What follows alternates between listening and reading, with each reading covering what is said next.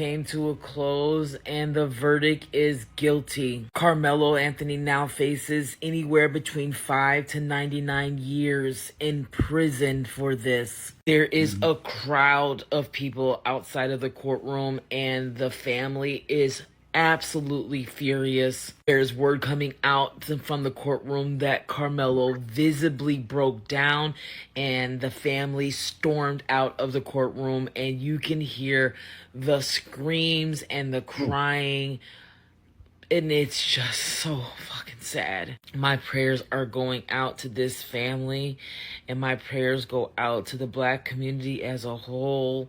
Please, please, do not let these people invoke you, because we all know very well that's what they want. They want us upset, they want us angry, and they want us in the streets.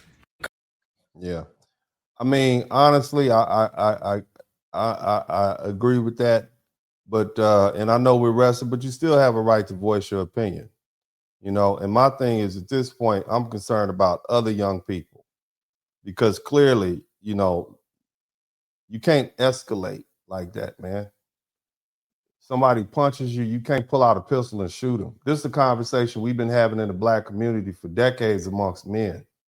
A lot of these youngsters, they don't fight no more. They don't want to sit up there as a man and fight. You can fight with somebody, man, and get your respect, and y'all might end up being friends. It's not always deadly beef. I don't understand that. I don't understand why every altercation has to get so serious. I don't understand that. You know, it's always got to be bigger than what it is. It's a schoolyard fight. It happens 100 times a day in every city in America. Some kid pushes another kid. Is this where we are now? We just gonna escalate the violence? Huh? If not a knife, then what? A pencil? A pen? Huh? Is this what kids just gonna come up stab? Because we don't know how to de-escalate or deal with conflict? In a school, these are the good kids. I'm not talking about something happening in the ghetto somewhere. These are the good kids at a track meet at 9, 10 o'clock in the morning on a Saturday in the suburbs. Let's listen to this last video, man. On the case at all, but guilty is crazy. When the judge is cool with the daddy and the daddy is cool with everybody that's on stand, like that's a lose-lose situation. Shout out to Myron Magnin. Bro, it's a small town. Everybody cool with everybody in a small town. They all know each other. You're not going to get around that. It's a small town. Everybody knows everybody. Most of the reason that these people get elected to these offices is because the people that they know vote for them. And that's normally the people in the town. Normally, you only have 2 people you can choose from. Of course, they know each other. But that still doesn't negate the fact that there's a dead body that needs to be accounted for. I want y'all to let's not lose sight of the fact that somebody died. We're not talking about a theft of a car or somebody stole somebody's lawnmower or some kind of minor crime. We're talking about a murder case. It doesn't matter if that's not the type of conflict that's going to make that dead body erase. And folk just need to understand that. You can make all the excuses you want to, but Carmelo Anthony killed Austin Metcalf over a push. You can say whatever you want to, man. But it is what it is. Let's keep listening. Regardless, y'all could have told him that he was guilty last year.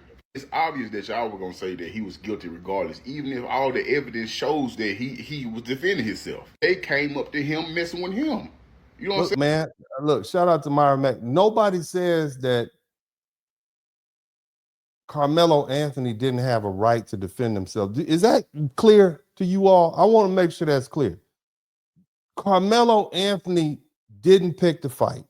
Carmelo Anthony had a right to defend himself. Is that clear? We understand that, right? That's clear. Let's not be obtuse. He had a right to defend himself. Is that clear? Did I make that clear? The question is not whether or not he had a right to defend himself. The question is whether or not he had a right to utilize regular force or deadly force. And when I say regular force, I mean if somebody is punching you, then you have the right to use the type of force in response that matches that. You have a right to punch them back. If somebody's pushing, you have a right to push them back, and you don't have to retreat. You don't have to run away. What you don't have a right to do is to pull out a deadly weapon and use that weapon to cause serious or attempt to cause serious bodily harm or death to another person. Is that clear? Are we clear on that? Is that a difficult concept for anybody to understand? I get it. He didn't pick the fight. He was sitting there minding his business. The other little boy came and pushed him. Okay? There was some back and forth between the two. But you still don't have a right to use deadly force to kill somebody. Is that clear? Because, see, that's something that all you folk need to understand. This goes for adults, too. You down at the Piggly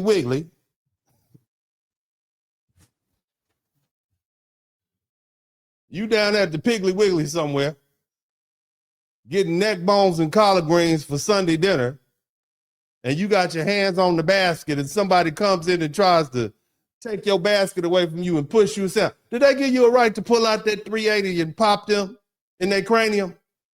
Absolutely not. And no, you're doing too much. You're doing too much. You can't match regular force with deadly force. I don't know how simple. That's something your grandma should have taught you.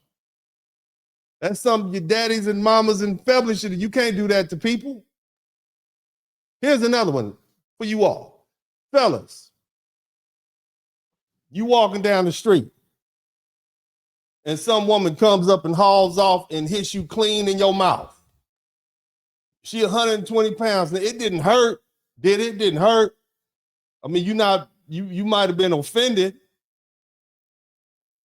Does that give you a right to just go ahead and hit her with that right hook, uppercut, jab, elbow to the chin? No. That's an excessive use of force, even though it's considered she put her hands on you. You can't do that to a 110-pound woman. You understand that? Does that make sense? That's why you go to jail. That's why you go to prison when you fighting your girlfriend. Because the judge is going to say, your big ass shouldn't have been hitting that girl in the first place. You too big. The force that you use as a man, you too big. You need to walk away. That's what I'm trying to explain to y'all. In this particular situation, yes, two 17-year-old boys got into some sort of physical altercation, leading to a push or a linebacker push, and the other boy decided to jump up and stab him in the chest. Doesn't that seem wrong to you all? And I'm just saying, does it seem a bit excessive? Does it? Because to me, it does. I don't like this case. The reason I haven't spoke about this in a year and a half, I don't have any posts, look through my social media. I don't like this case. Don't like it at all. It's distasteful because two kids are involved. One of them died and one of them going to the penitentiary for about 10, 20 years. I don't like it. But I'm dealing with it because you all need to understand. You just because somebody puts their hands on you does not give you the right to take their life. I get it. Unless we talk about SA, unless we talk about multiple people hitting you, unless you're an old person and they're a very young person, you can't do it. You just can't do it in this society. I know you don't like it. I know y'all don't like to be told what you can't do. I get that, but you can.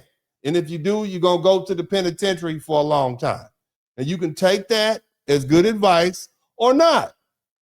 You can say whatever you want to say. I don't care. Somebody's going to put you in the penitentiary and you're going to be there forever.